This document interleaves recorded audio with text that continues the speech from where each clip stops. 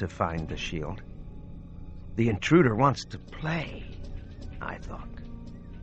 This is cat and mouse. You really think we're going to track down this son of a bitch? You think this guy is dumb? John Sampson asked me point blank. The two of us were flying in an FBI Bell Jet helicopter from Washington to Princeton, New Jersey. We were supposed to work together for a while. I don't know yet, I sighed, and told him I'm still collecting data. We were met in New Jersey by two field agents who brought a blue Lincoln sedan for our use. Sampson and I proceeded east from Lambertville toward Rocky Hill. I knew that Sampson and Alex Cross had been to Princeton less than a week ago. Still, I had questions of my own, theories that needed field testing. I also wanted to see the area where Gary Sinigi had grown up, where his madness had been inflicted and nurtured. Mostly, I wanted to talk with someone neither Cross nor Sampson had spent much time investigating. A brand-new suspect. 75-year-old Walter Murphy, Gary's grandfather, was waiting for us on a long whitewashed porch. He didn't ask us inside his house. According to Walter Murphy, he'd had no inkling that Gary was capable of murder, not a clue. Some days I think I've gotten used to what's happened, but then suddenly it's fresh and incomprehensible to me all over again, he told us as the midday breeze ruffled his longish white hair. Did you stay close to Gary as he got older? I asked cautiously. I remember long talks with Gary from the time he was a boy, right up until it was alleged he'd kidnapped those two children in Washington. Alleged. And you were taken by surprise? I said. You had no idea? Walter Murphy looked directly at me for the first time. Gary always wanted to fit in, just like everybody else does. He trusted me because he knew I accepted him for what he was. What was it about Gary that needed to be accepted? The old man shifted his eyes to the peaceful-looking pine woods surrounding the farm. He could be hostile at times, I'll admit. His tongue was sharp, double-barbed. Gary had an air of superiority that ruffled some tail feathers. I kept at Walter Murphy. But not when he was around you? He didn't ruffle your feathers? No. We were always close. I know we were, even if the expensive shrinks say it wasn't possible for Gary to feel love, to feel anything for anybody. I was never the target for any of his temper explosions. That was a fascinating revelation, but I sensed it was a lie. I glanced at Sampson. He was looking at me in a new way. These explosions at other people, were they ever premeditated? I asked. Well, you know damned well he burned down his father and stepmother's house. They were in it. So were his stepbrother and stepsister. He was supposed to be away at school. He was an honor student at the Petty School in Hightstown. Did you ever meet any of his friends from Petty? No, he never brought his friends from school around here. I suppose you're suggesting that he didn't have friends, that he just wanted to seem more normal than he was. Is that your two-bit analysis? Are you a forensic psychologist, by the way? Is that your game? Trains? I said. I wanted to see where Walter Murphy would go with it. He looked off into the woods. I'd forgotten. Hadn't thought of the trains in a while. Fiona's son, her real son, had an expensive set of Lionel trains. Gary wasn't allowed to be even in the same room with them. When he was 10 or 11, the train set disappeared. The whole damn set gone. What happened to the train set? Walter Murphy almost smiled. They all knew Gary had taken it, destroyed it, or maybe buried it somewhere. They spent an entire summer questioning him as to the train set's whereabouts, but he never told them squat. They grounded him for the summer, and he still never told. I was beginning to feel certain disturbing things about Gary and his grandfather. I was starting to know Tsuniji, and maybe in the process getting closer to whoever had attacked the Cross house in Washington. Quantico was researching possible copycat theories. I liked the partner angle, except for the fact that Tsuniji had never had one before. I was reading some of Dr. Cross's detective logs on the way here, I told the grandfather. Gary had a recurring nightmare. It took place here on your farm. Are you aware of it? Gary's nightmare at your farm? Walter Murphy shook his head. He was blinking his eyes, twitching. He knew something. "I'd like your permission to do something here," I finally said. "I'll need 2 shovels, picks if you have them." "And if I say no?" He raised his voice suddenly. And then it struck me. The old man is acting, too. That's why he understood so much about Gary. "Then we'll get a search warrant," I told him. "Make no mistake, we will do the search anyway." What the hell is this all about?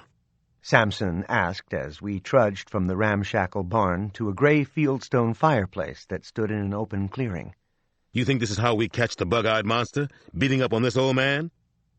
Both of us carried old metal shovels, and I had a rusted pickaxe also.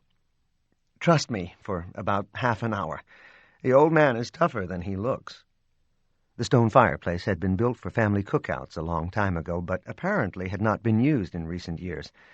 Just beyond the fireplace was a rotting wooden plank picnic table with splintered benches on either side.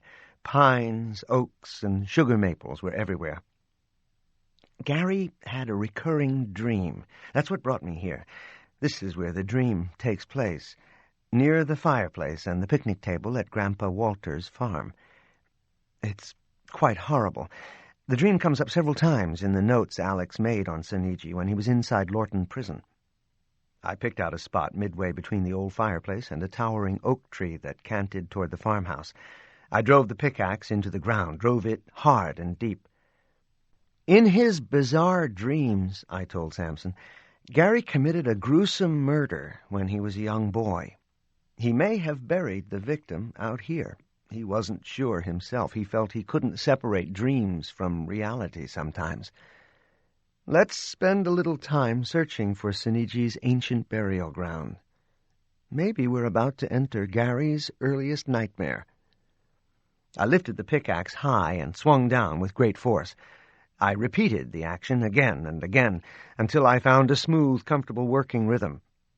Sampson looked surprised as he watched me handle the pick. You've done this kind of field work before, boy? He said, and began to dig at my side. Yes, I lived on a farm in El Toro, California. My father, his father, and my grandfather's father were all small-town doctors, but they continued to live on our family horse farm. I was supposed to go back there to set up practice, but then I never finished my medical training. The 2 of us were hard at work now, good, honest work, looking for old bodies, searching for ghosts from Gary Seniji's past, trying to goad Grandfather Murphy. This is like a gentleman's farm back in California, the one you lived on as a boy. I snorted out a laugh as I pictured the gentleman's farm. It was a very small farm. We had to struggle to keep it going. My family didn't believe a doctor should get rich taking care of other people. You shouldn't take a profit from other people's misery, my father said. He still believes that. So your whole family's weird? That's a reasonably accurate portrait. It took Sampson and me half an hour before we had a shallow ditch stretching toward the ancient oak tree in the Murphy yard. The sprawling tree had been mentioned several times in Gary's recounting of his dreams. Too bad old Gary didn't just leave us a map. He was very specific about his dream. I think he wanted Alex to come out here. Alex or somebody else. Oh, shit. There's something down here. Something under my feet. I moved around toward his spot in the trench. And then I recognized the fragments we had uncovered in the shallow grave, in Gary's hiding place near the fireplace. Animal bones. Looks like the skull and upper thigh bone of a medium-sized dog, I said to Sampson. Lots of bones. We continued to dig even faster. Shit, here we go again. You recognize this from any of your med school anatomy classes? We were looking down at fragments from a human skeleton. It's the scapular and mandible. It could be a young boy or girl, I told him. So, this is the handiwork of young Gary. This is Gary's first kill. Another kid? I don't know for sure. Let's not forget about Grandpa Walter. Let's keep looking. If it is Gary, maybe he left a sign. These would be his earliest souvenirs. They would have been precious to him. There were more bones, possibly from a large animal, possibly a deer, but probably human. And there was something else, A definite sign from young Gary. It had been wrapped in tinfoil, which I now carefully removed. It was a Lionel locomotive, undoubtedly the one he had stolen from his stepbrother. That night, back in my room at the Marriott in Princeton, I couldn't sleep again. It was the two cases, both running concurrently in my mind. I skimmed several chapters from a rather pedestrian book about trains, just to gather data. I was starting to familiarize myself with the vocabulary of trains: vestibules, step boxes, roomettes, annunciators, the deadman control. I knew that trains were a key part to the mystery I had been asked to solve. What part had Gary Sinigi played in the attack at Alex Cross's house? Who was his partner? I went to work at my power book, which I had set up on the hotel room desk. As I would later relate to Kyle Craig, I no sooner sat down than the specially designed alarm in the computer started to beep. A fax was waiting for me. I knew instantly what it was. Smith was calling. He had been contacting me for over a year on a regular basis. Who was tracking whom? I sometimes asked myself. The fax message was classic Smith. I read the scroll, line by line. Paris, Wednesday. In Foucault's Discipline and Punish, the philosopher suggests that in the modern age we are moving from individual punishment to a paradigm of generalized punishment. I, for one, believe that is an unfortunate happenstance. Do you see where I might be going with this line of thinking? And what my ultimate mission might be? I'm missing you over here on the continent, missing you terribly. Alex Cross isn't worth your valuable time and energy. I've taken one here in Paris, in your honor.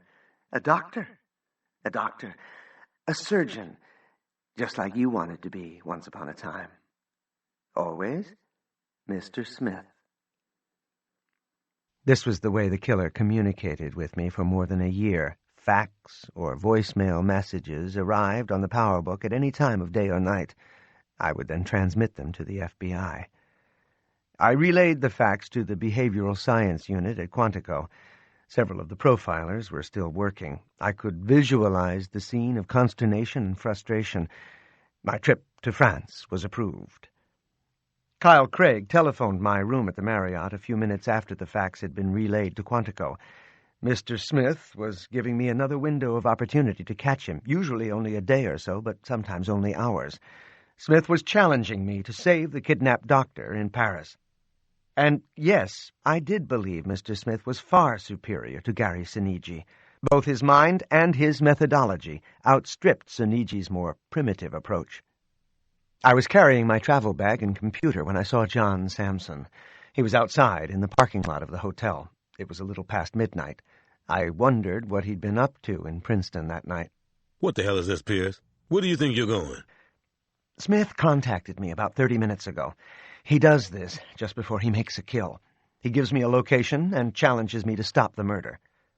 Sampson's nostrils flared. So you're just dropping what we're working on here? Just leave Princeton in the dead of night? John, I left a message explaining everything to you. It's at the front desk. I already spoke to Kyle.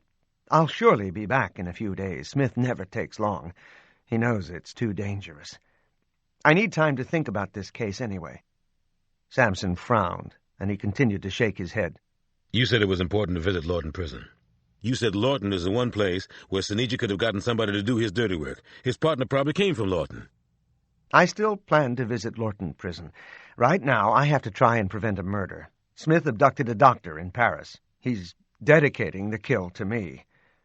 Trust me a little, I said. But he turned and walked away. I didn't get a chance to tell him the other thing, the part that bothered me the most. I hadn't told Kyle Craig either. Isabella had come from Paris. Paris was her home. I hadn't been there since her murder. Mr. Smith knew that. It was a beautiful spot, and Mr. Smith wanted to spoil it, to ruin it forever inside his mind. The small stone house, with its earth-grouted walls and white shutters,